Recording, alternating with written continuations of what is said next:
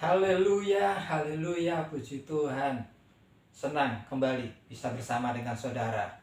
Sidang jemaat Tuhan. Mari saya ajak kembali saudara untuk membaca firman Tuhan. Tuhan berikan kesempatan lagi buat kita.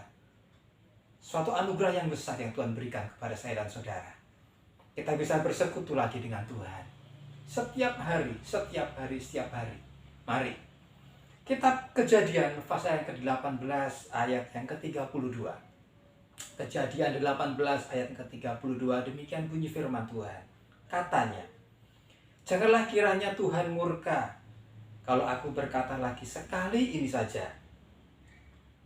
Sekiranya 10 didapati di sana, firman-Nya, aku tidak akan memusnahkannya karena yang 10 itu.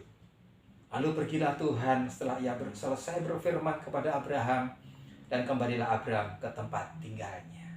Saudaraku, ayat ini mengisahkan di mana Abraham sedang bertemu dengan Tuhan, juga sedang bernegosiasi dengan Tuhan mengenai Sodom dan Gomora yang akan dihancurkan oleh Tuhan, akan dibakar habis oleh Tuhan. Kenapa demikian? Karena Sodom dan Gomora ini, kota ini sudah menyusahkan hati Tuhan, menyedihkan hati Tuhan karena sikap tingkah laku penduduk setempat.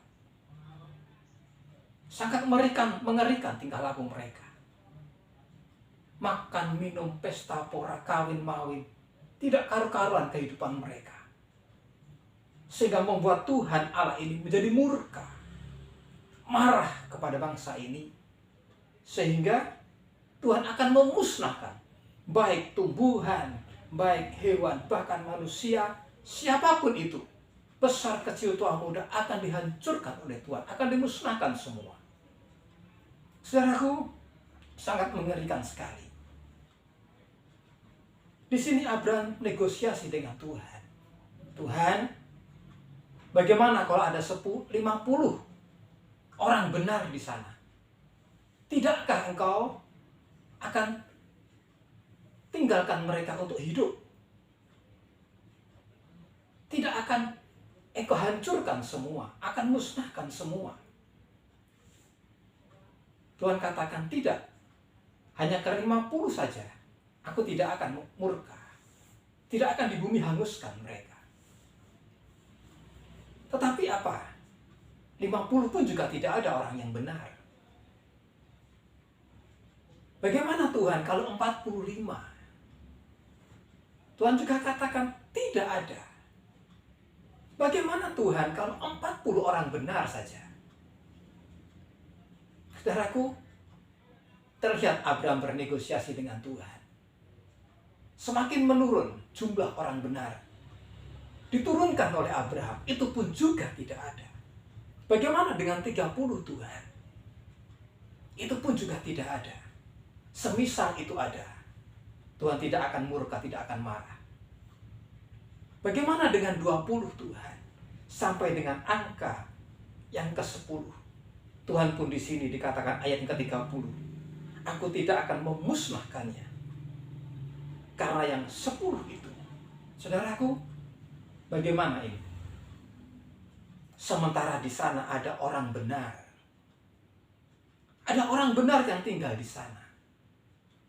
Kemenakan daripada Abraham, itulah Lot. Dalam surat yang lain, dalam ayat yang lain dikatakan, Lot, orang yang benar di mata Tuhan. Dia sama sekali tidak terpengaruh. Hidupnya benar di mata Tuhan. Setidaknya apa yang Abraham punya, Abraham mendidik kepada Lot menjadi orang yang benar di mata Tuhan. Itu tetap tinggal, tetap dia pegang hidup bersekutu dengan Tuhan.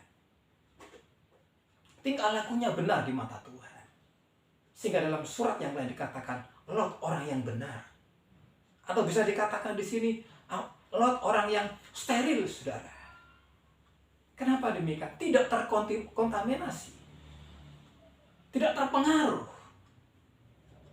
hidupnya tidak rusak karena lingkungan yang jahat, lingkungan yang tidak benar, lingkungan yang penuh dengan dosa. Saudaraku, dari ayat yang kita baca ini terlihat sebenarnya Tuhan penuh dengan kemurahan. Penuh dengan kemurahan.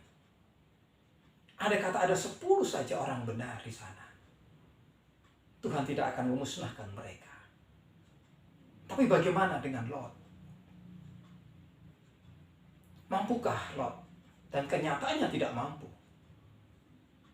Maka Lot tidak bisa memberi berkat, membawa berkat kepada mereka. Dengan kehidupannya yang benar, dengan hidup yang steril, ternyata tidak mampu membawa pengaruh kepada mereka. Untuk membawa mereka menjadi orang-orang yang baik, orang-orang yang benar di mata Tuhan.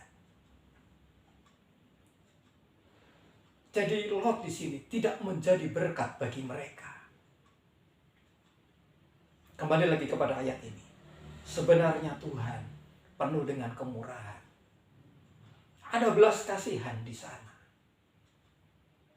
Hanya karena 10 saja Tuhan tidak akan memusnahkan. Dan di sana ternyata Lot tidak satu pun dengan keluarga yang ada. Ada kata ditambah dengan orang yang benar di sana. Lot menjadi berkat bagi mereka di sana. Saudaraku, pemusnahan Tuhan atas kehidupan orang-orang di Sodom akan dibatalkan oleh Tuhan. Tetapi kenyataannya di sini, Lot tidak mampu menjadi berkat. Bagaimana dengan saya dan saudara? Menjadi pertanyaan yang besar buat saya dan saudara.